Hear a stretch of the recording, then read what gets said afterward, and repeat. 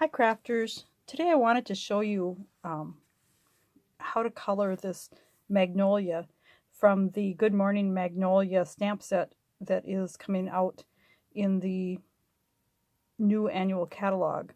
So I'm going to use the Stampin Blends markers, and let's just get started here.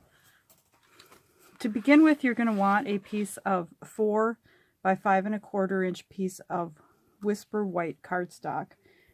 And you're just going to take the Memento Tuxedo Black and go ahead and stamp your image. And you can put this on here, twist it however you'd like. I'm just going to leave it so most of the flower's on. And then we can do our greeting quickly, and then we're all done with our stamping. And we're just going to do the thinking of you.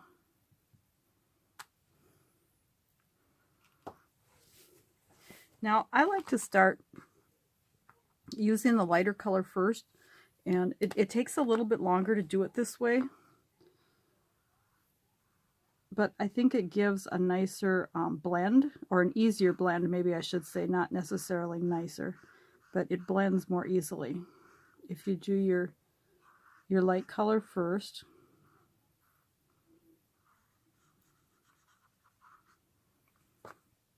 You notice I didn't do it all in because I'm going to go over it again. Now then you're going to take your dark, and this is Mossy Meadow, and I'm just going to follow all the little hash marks in here that the artist who did this stamp set has put in. And I got that a little bit heavier than I really wanted. Sometimes if your hands aren't steady, you don't quite get what you want, but it'll work out. So then I go back with my light, and I'm just going to fill this in. Now, if I'm just filling it in, I'm going to use my brush tip. Now, if I wanted to go back in, I'm actually pretty happy with that. It'll blend in a little bit more, but if I want to really, really blend, I would go back with my my marker tip, and then in circular motions work in that color. Because when you want to blend and you're pushing on it, you don't want to use your brush end because you'll wreck it.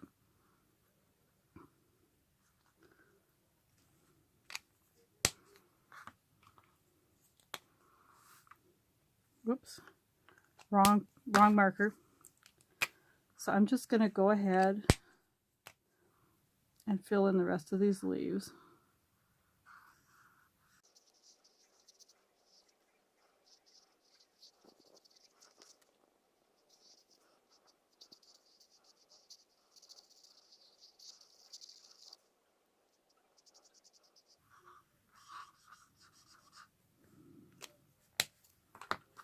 Now, when I've got these colored, you can see what a difference it does make on the blended one.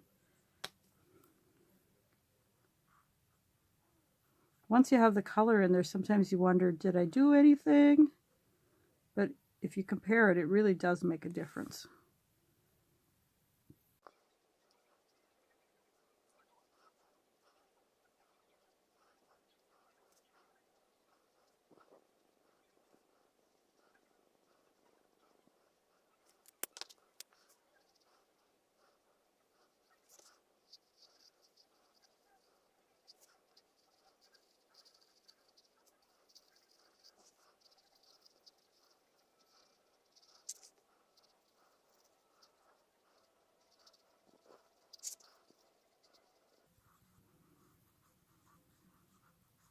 And if you want it darker, you can always just keep going over it.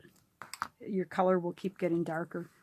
Now for the flower, I'm just going to take the light petal pink and the brush tip, and I'm going to add just a little bit of this pink wherever there's some shadows, because I want these are white, and I'm just going to add a little bit of color to give it the shadow.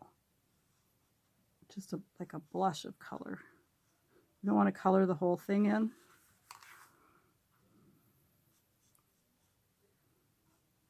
And we're just, again, going to follow the artist's lines. And it's pretty amazing how just a few swipes of this real light pink will give it some more dimension. It's almost like you could smell the magnolias. Okay, so not a lot of color, as you can see.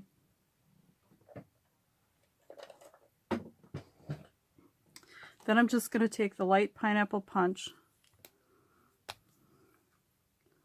We're going to give this center a little bit of yellow. And then we're going to use the light soft suede and do in the branch here.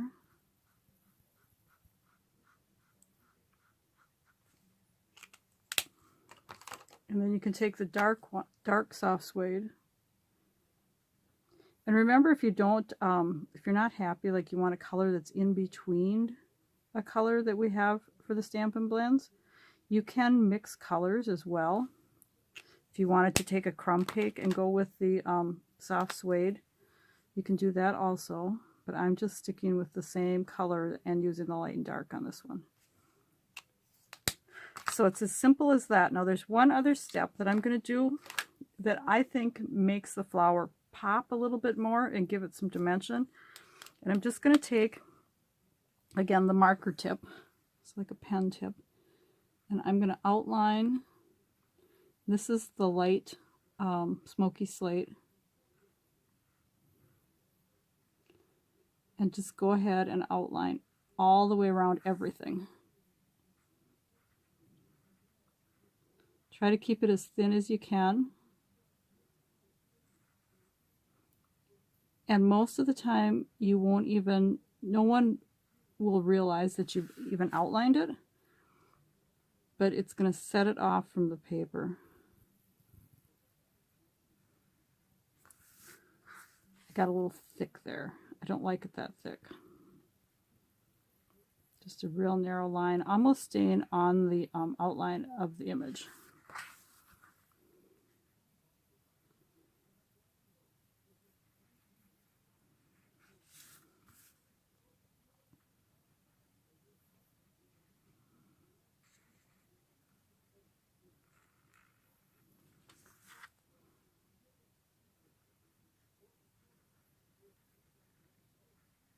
If you haven't used the Stampin' Blends a lot or other alcohol markers, and you're a little bit hesitant or you don't like the way it's turning out, my best advice to you is to just keep trying. The more you work with these,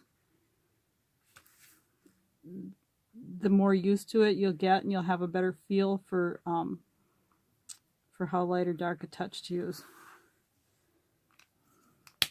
There, and then all we have to do is to mount this on a piece of mossy metal, and we've got it all done.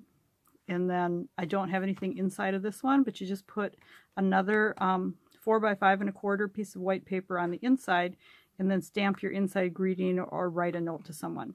And you're all set with this beautiful magnolia. So hope you've enjoyed this and learned something. If you want to purchase this stamp set, it will be available starting on June 1st. You can hop on over to my website and order your own Good Morning Magnolia. Thanks for stopping by the Roost. Hope to see you again.